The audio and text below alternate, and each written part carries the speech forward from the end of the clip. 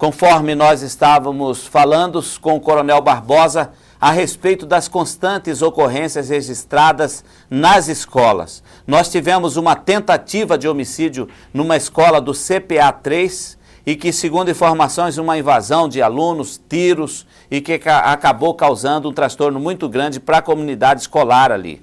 E estamos com o Coronel Barbosa, é preocupado, ele que está sendo aceito pela população do Grande CPA com seu bom comando. Queremos saber dele quais são as providências que estão sendo tomadas, Coronel Barbosa. Então, Dorileu, nós tivemos hoje em Cuiabá uma situação totalmente atípica. Por quê? Há 10 anos atrás, há 15 anos atrás, nós não tínhamos uma violência tão grande nas escolas. Só para você ter uma ideia, Dorileu, nós temos hoje 75 escolas estaduais em Cuiabá. Nós temos 125 escolas municipais na capital. Nós temos um efetivo aí distribuído nas bases comunitárias, nos batalhões, e nós queremos, no dia 30 de julho, estar recebendo aí as 100 motocicletas, né, que o secretário Carlos Brito prometeu que estará entregando no dia 30 de julho, e as aulas, elas irão até amanhã. Depois nós teremos recesso escolar durante o mês de julho e retornarão no dia 1º de agosto. Queremos, Dorileu, no dia 1º de agosto, estar com essas motocicletas, onde nós estaremos implementando as chamadas ronda escolar. Por que motocicleta? Agilidade, né? A gente consegue fazer a ronda em diversas escolas. Nós temos aí em torno de 200 escolas estaduais e municipais, e com a bicicleta fica mais fácil, com a motocicleta, aliás, nós temos mobilidade e facilidade de atingir todas as escolas. Quero também dizer a você, Dorileu, que isso ocorre, essa violência ocorre por causa da síndrome da violência urbana. Aquilo que ocorria nos Estados Unidos, que ocorria na Inglaterra, de aluno ir para a sala de aula, armado, disparar contra professores, contra colegas, passaram a ocorrer há 15 anos atrás, há 10 anos atrás em São Paulo, e hoje, através dessa chamada síndrome da violência urbana, começa a acontecer na nossa capital. A gente tem visto, acompanhado, você já disse, essa síndrome dessa violência aí, mas você atribui isso à família, à participação da família, o que gera essa violência? Por que os nossos jovens, a gente vê que cada geração estão mudando, né? Estão perdendo valores, estão mais violentos, está distanciando daqueles valores que citamos aqui ontem, bença pai, bença mãe. O que você atribui um percentual maior aí para a família, Coronel? Com certeza, Dorileu, hoje o pai e a mãe, ele precisa trabalhar, né? Porque precisa ter o salário, ter a renda para cuidar de sua família. E na maioria das vezes, quem cria os jovens nossos hoje não é nem o pai, nem a mãe. Geralmente ele fica em casa, a maioria dos casos fica em casa sozinho, quando às vezes, com o filho mais velho, a filha mais velha, e não dá a mesma criação que os pais gostariam que desse.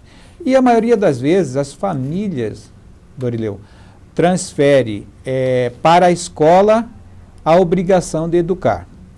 Na escola, as crianças não vai para ser educada de forma familiar, vai lá para aprender, para ter conhecimento, para adquirir conhecimento. E os pais, às vezes, eles querem transferir a educação familiar para a escola. E isso não é possível. Entra em conflito com os alunos, porque os professores estão ali para transmitir conhecimento.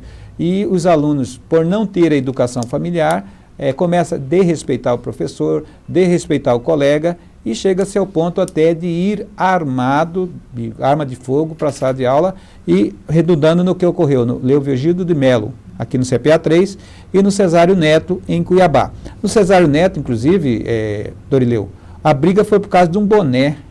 Então, como você falou, é tão fútil, né, que não dá nem... A gente chega até desacreditar que isso tenha ocorrido. Por causa de um boné, o jovem lá, menor de idade, fez o disparo contra o outro colega também menor. Coronel, a gente tem visto aí uma redução, conforme eu disse no início, uma redução no índice de ocorrências policiais devido ao frio, né?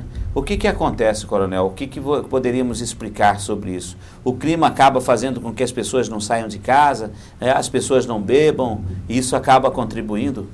Nós temos a nossa capital, né, como a da cidade mais quente do Brasil, e a noite passada teve aí 10 graus em Cuiabá, 12 graus em Cuiabá, e as pessoas com essa temperatura, igual hoje, com essa temperatura, evita de fazer, ingerir bebida alcoólica. E também a própria droga, né, diminui a frequência do uso. E você tem observado, Dorileu, há tempo que você trabalha como repórter policial, 80% das ocorrências registradas contra a vida e contra o patrimônio está relacionado ao uso de droga lícita ou ilícita. Com a não utilização dessas drogas, há uma diminuição do homicídio e principalmente do roubo. Eu gostaria de fazer até uma mesa redonda aí com o senador, com o deputado federal, com juízes, né? O pessoal do judiciário, para a gente discutir por que tanta impunidade, por que tantos bandidos marginais acabam indo e vindo facilmente. É um convívio que temos que suportar no dia a dia. E aí, coronel, na sua opinião, qual que é, aonde está a culpa desta impunidade, coronel Barbosa? Dorileu, só para você ter uma ideia, nós tivemos aí uma campanha feita pelo governo federal na época do Estatuto do Desarmamento. Naquele período da propaganda, as pessoas pararam de andar armada, pararam de portar arma. E, em decorrência da divulgação, nós tivemos a aprovação do Estatuto, tivemos que o crime, o porte de arma, era inafiançável, ou seja, não cabia fiança. Passou aquele momento, naquele período, os homicídios não deixaram de ocorrer, mas eles passaram a ter outros modos operandi. Então as pessoas passaram a usar, matar com faca, com pedra, apedrada, tijolada. Passado o Estatuto de Desarmamento, hoje esse crime ele é afiançável. Então, muitas vezes o policial militar leva um cidadão que está portando arma, faz-se o flagrante e ele não fica. Ele não fica ele não vai cumprir a pena. Porque a legislação diz que ele pode responder o processo em liberdade. Então, este princípio jurídico que existe no Brasil, de que a pessoa pode responder o processo em liberdade, é que gera a impunidade e que faz com que este cidadão volta a ser reincidente. Deveríamos pegar toda a legislação, então, né, e podermos trabalhar, renovar isso, porque a gente está vendo que por aí, por onde estamos indo por aí, está errado. Já está comprovado que está errado, já virou um círculo vicioso. E esse favorecimento, essa brecha, essa questão, acaba contribuindo, então, para esse vício que deixou o homem insensível, capaz de enfrentar a polícia com revólver e pronto. O bandido está cada dia mais audacioso e à vontade, né? Você pode ver na própria entrevista com eles. Não tem ninguém chorando, não tem ninguém lamentando nada, estão todo mundo tranquilão, né? Como se vamos voltar a casa, e o advogado já estava chegando lá. O advogado já estava chegando lá no local. É isso, sociedade, que temos que enfrentar no dia a dia. Coronel, 3º Batalhão, Festival de Inverno, segundo informações, vocês foram responsáveis pelas rodovias. Qual que é o balanço? Foi mais violento, menos violento este ano? Como que foi a movimentação de vocês nessa rodovia na MT 251? Dorileu, foi tranquilo a movimentação, houve vários deslocamentos de veículos, né, de Cuiabá para a Chapada, principalmente no dia 30 e no dia 7, onde houve a feijoada de inverno e o encerramento lá com detonautas. Nós tivemos no dia 7 o pique aí de subida de veículos, em torno de 20 veículos a cada minuto, passando ali pela rodovia. Com todos esses dias que foi realizado o Festival de Inverno, na MT 251, nós registramos 8 ocorrências. 5 com vítimas, mas não foram apenas ferimentos, né, porque foram saídas de pistas, com certeza a pessoa retornando, dorme no volante, né, e saíram de pista e graças a Deus não tivemos vítimas fatais. 5 ocorrências que foram saída de pista, tivemos uma colisão, um choque e um capotamento e graças a Deus, Dorileu, não registramos vítimas fatais. A MT-251, a estrada Emanuel Pinheiro, de longa data que a gente não registra aí vítimas fatais. Tá certo, tá certo. Ainda voltando na questão da matéria saidinha de banco, coronel, aproveitando a oportunidade que você está aqui, essa saidinha de banco é um modo operante novo dos bandidos, né? Isso se deve a quê, coronel? Bom, principalmente ao período de a primeira quinzena, né, do mês, onde é liberado o pagamento, principalmente do funcionalismo público, de 1º ao dia 10. Esse período é crítico. A gente até recomenda, Dorileu, aquela pessoa que vai fazer alguma movimentação financeira, evite fazer no período de 1º a 10 de cada mês, porque aumenta-se a procura, né, dos meliantes por aqueles, principalmente funcionários aposentados, que eles moram no sítio, ele mora na zona rural. E ele vem nesse dia, Dorileu, para sacar o seu pagamento e retornar ao sítio. E, infelizmente, esses meliantes, aproveitando da fragilidade dessas pessoas, praticam o furto e roubo contra essas pessoas que, infelizmente, estão incapacitadas para se defender. A gente falou aqui sobre a questão da reincidência, bandidos que entram e saem, mas a gente tem acompanhado nos últimos tempos os surgimentos, né, das constantes ocorrências. Cuiabá, que é um corredor de drogas, as drogas passam por aqui para ir para todo lado, aqui acabam ficando uma grande parte também. Esse talvez seja o fator principal do surgimento, do crescimento do número de marginais, coronel? Com certeza. Só para você ter uma ideia, Dorileu, trazendo bem a realidade da rua, do policial militar que está na rua, que a gente está em contato direto com eles, o policial militar constantemente aciona o CIOSP pelo rádio da viatura, pelo rádio móvel da bike, da motocicleta, do PO, e pedindo o QRA das pessoas. E o que é o QRA, Dorileu?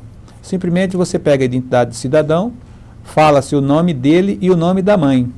São os 2 dados suficientes para o CIOSP, através da rede de informações, buscar se aquele cidadão ele tem mandado de prisão em aberto ou se ele já tem passagem pelo sistema. E o policial, a gente percebe, Dorileu, que ele fica assim...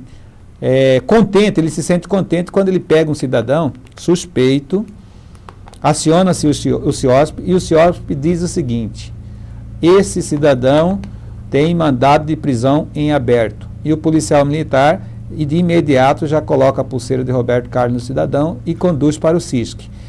Constantemente, a todo momento, a todo minuto, você vê um policial militar checando e o CIOSP respondendo o seguinte, Dorileu: esse cidadão tem passagem por 157, tem passagem por porte ilegal de arma, mas nada em aberto. Quando ele fala nada em aberto, significa que o policial militar tem que liberar o cidadão. Porque mesmo ele estando na porta de um banco, em atitude suspeita, um cidadão que já tem 2 passagens por 157, por roubo, por porte ilegal de arma, ele está ali em 2, na porta do banco, neste período que nós estamos falando agora, na verdade, só não encontramos com ele o quê? A arma. Mas poderia muito bem estar com outro comparsa, né?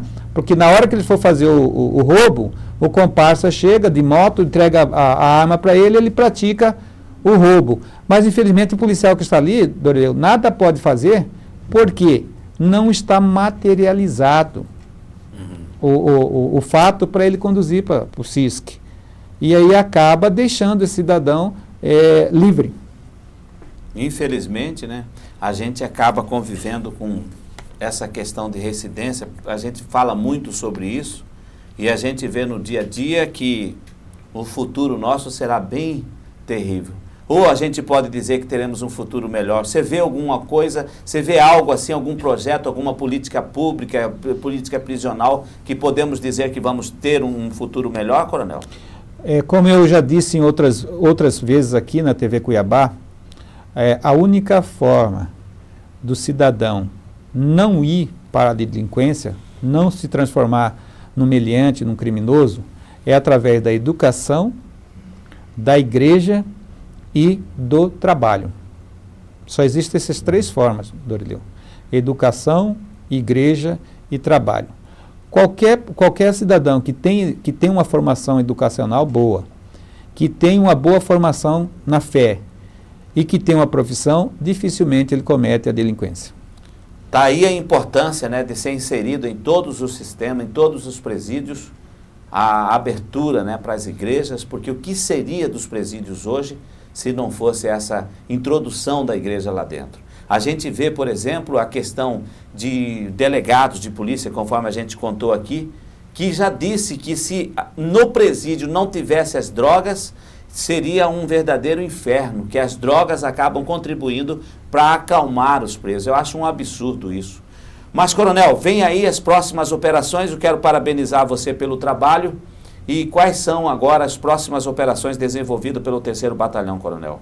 Bom, a prioridade nossa agora, Dorileu, é a Expoagro, né? Uhum. Nós temos policiais militares tanto do 3º, como do 9º, como do 10º Batalhão, em apoio lá ao Coronel Costa, o comandante do 1º Batalhão do Porto, e a prioridade até dia 15, né, é nós estarmos atendendo a Expoagro. Após o dia 15, nós ficamos na expectativa da vinda dessas motocicletas para nós implementarmos o serviço de ronda escolar a partir do dia 1º de agosto. Nós queremos estar com essas rondas escolares em todas as escolas municipais, estaduais e escolas federais daqui da capital. O homem não pode perder a sua esperança. O homem tem que ter fé no futuro. A gente às vezes acaba até pronunciando algumas palavras precipitadamente, né? Eu creio que no meio de comunicação nós temos que ser pregadores de esperança.